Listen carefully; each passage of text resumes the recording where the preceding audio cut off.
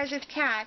I had a couple of people ask me what Goosebumps is. I mentioned it in one of my other videos, and I know a long time ago in a haul video I showed it briefly, but for those of you who haven't seen it, I thought I would do a video today showing you what Goosebumps is and different ways that you can use it.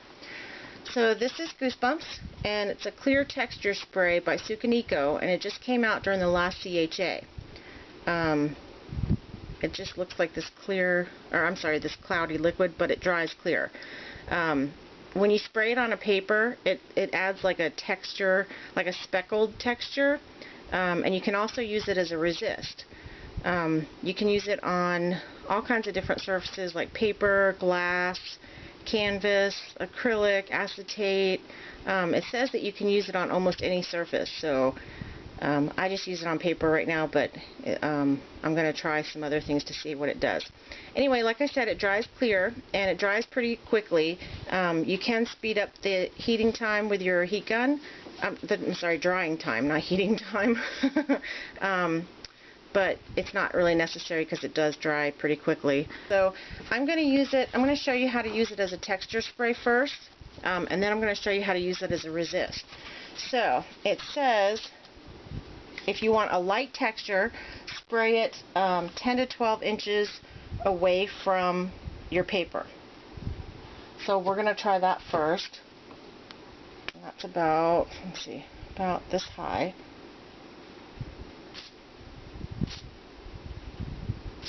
Okay, so let's see if you can see that on the camera. So that's the light texture, which is pretty cool. Okay, so we'll let that dry. I'll set that aside. And then we'll do the medium texture. And it says for the medium texture, or regular texture, just spray it 4 to 6 inches away. So we'll just say this is, let's see, 1, it's got 2, 4, 6, okay. Okay, so here's the regular texture. See the difference? That's pretty cool. Okay, and then it says for a heavy texture, you can do a couple of things. You can get really close to the paper and spray, or you can add it using a dauber or like a paintbrush or something, you know, like you know what a dauber is. And I don't have a dauber, but I have one of these, which is kind of the same thing. So I'm going to try it this way. I'm going to spray half of this really close, and then this half I'm going to do with this thing. So I'm just going to get real close like this and spray that. Okay, so there's that half. This half I'm going to do with this little brush. And then just like texture, you know, add it like this by sponging it on. That way we'll be able to tell the difference when it dries. Okay. So far, there's that half, just looks like it's soaked.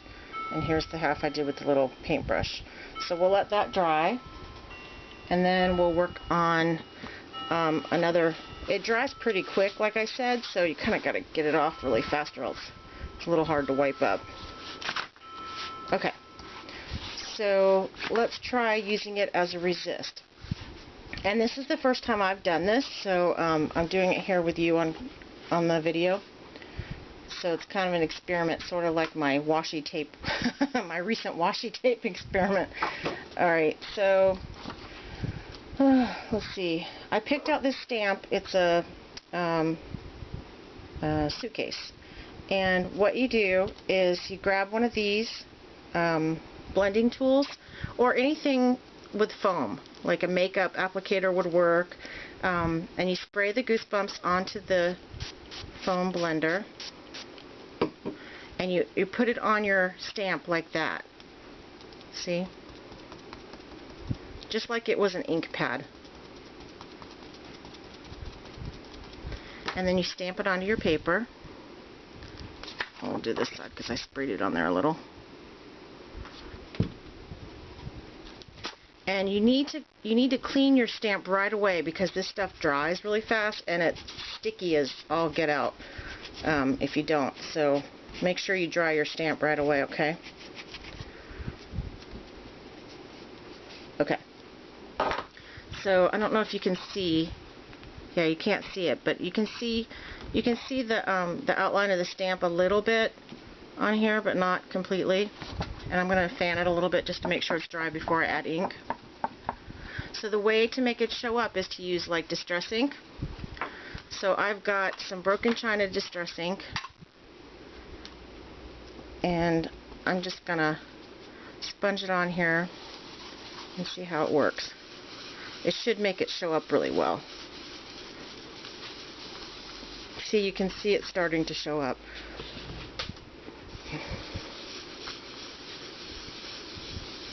Ooh, that's cool. So the darker the ink, the more it shows up. But here's what we have so far. See? We'll add a little more and see how that looks. It's such a pretty, I love this color, this Broken China. Wow. It really stands out whenever you get it dark. So that's what we have.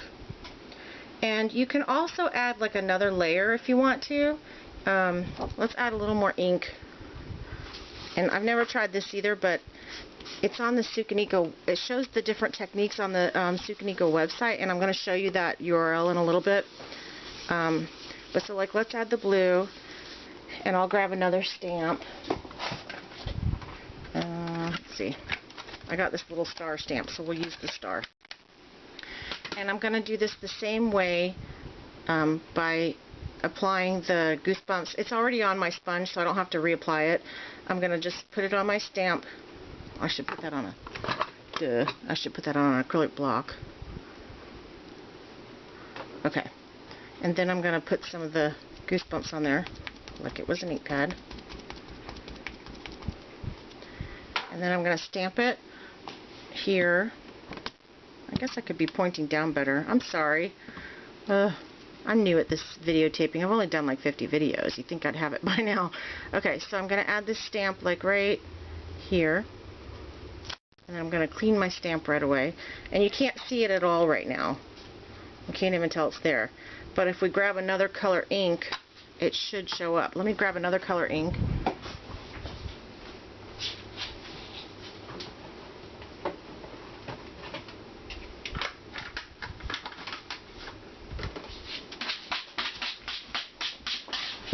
Sorry, that's my dog. She's scratching herself or something, and her paw is hitting the floor. Okay, so I am going to use this teal paint color, and we'll see how that turns out. Oh, that's a dark green. Okay. As you can tell, I'm not very good at this, the inking and distressing and stuff, but just for the purposes of showing you this. Okay, so you can see where the star is starting to show up. Ooh, let's add some to our suitcase while we're at it. Kind of make it blend in a little. Okay. So you can see how it shows up, but not quite as much. So you can add layers to it if you want to. You can wipe off the extra ink that's on the resist. That makes it show up a little better. But see, that's pretty cool. So that's another way that you can use the Tsukineko Goosebumps spray. Oh, I'll be right back. Okay, sorry about that. Alrighty, so so this is how you use it as a resist, and you can see the two layers. And let's take a look at the texture. This is the way that I like to use it the most, is the texture. So this is the light texture. I'll put those away. And you can see how it looks. Now this is holding it 10 to 12 inches away from the paper and spraying. I think that's my favorite. I really like that. And then this is the medium. And this is by holding it 4 to 6 inches away. And that's still cool. I like that. I don't like these bigger blobs like there and there, but I like the other ones. And it feels really cool. It's kind of I should have done this on white paper and then use the distress ink over this. I wonder how that would look. That's pretty neat. Okay, so that's the medium, and here's the heavy texture. This is the half that we sprayed. Really, I just held it like really close and sprayed it. That's not my favorite. And this, I use this little brush with. It says that you can use it with a paint dauber, but I use it with this little brush. It has a dog hair on it. Sorry. Gross. And it didn't work so well because there's lots of little air bubbles. See all the little air bubbles? I mean, it's supposed to leave texture, but I can see air in it, so I don't think that's how it's supposed to be. So if you have a dauber, try it with a dauber and see if it works any better, but that's how it looks when you spray it really close. So, you know, some people may like that, but I think my favorite is probably, well, I like both of these. I guess it depends on the project, but I think this would be my favorite, the light. So that's the texture spray, Goosebumps by Tsukineko, and I printed out a list of places that you can get it at. I researched online, and the cheapest place that I found it was Scrapbooking Warehouse. It's scrapbooking-warehouse.com for $4.25. I got mine at Michael's, and it was in the Tim Holtz section, where all the Tim Holtz stuff is. That's where I found it. But I paid, it was $9.99, and I had a 40% off coupon. So I paid like $6 for it. And the average price is like $5.99, and all these places you can get it for around $5.99. Amazon has it for $9.98. If you go to Michael's, it's going to be $9.99, but you can use a coupon. And places like Scrapbooking Warehouse, $4.25 is really cheap, but they have pretty high shipping unless you're buying other stuff. So you got to kind of take that into consideration. 7 Kids College Fund, $5.49 is still lower than the average price.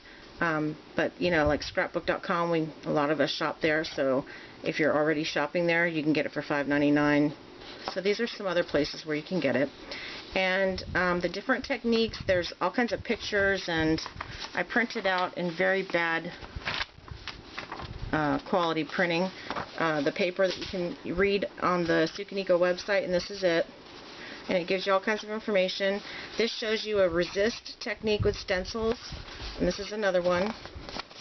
And it also shows you a resist technique with an inked background and a resist technique with inked background after rubber stamping, and rubber stamping, sorry, here and here. And then it also shows here stamping and stenciling with a resist technique. So you can try those as well, and you can get a copy of that at this URL, tsukineko.com/pdf/gb_techniques.pdf. So I will post this URL in the information down there below, so you can just click on the link, and that's it. So I hope that this helped, and now you know what Goosebumps is and what it can do. And if you happen to get it and play around with it and do something cool, let me know. I'd love to see, you know, how other people use it. The majority of the time I just use it for the texture spray. Like I said, today was the first time that I used it as a resist, and I'm not real good with these stress inks yet, so I don't do that a lot. I probably should practice more and learn how to be more creative and do stuff like that. But, you know, to each his own. Okay, so thanks so much for watching, and have a great day, and I'll talk to you next time. Bye.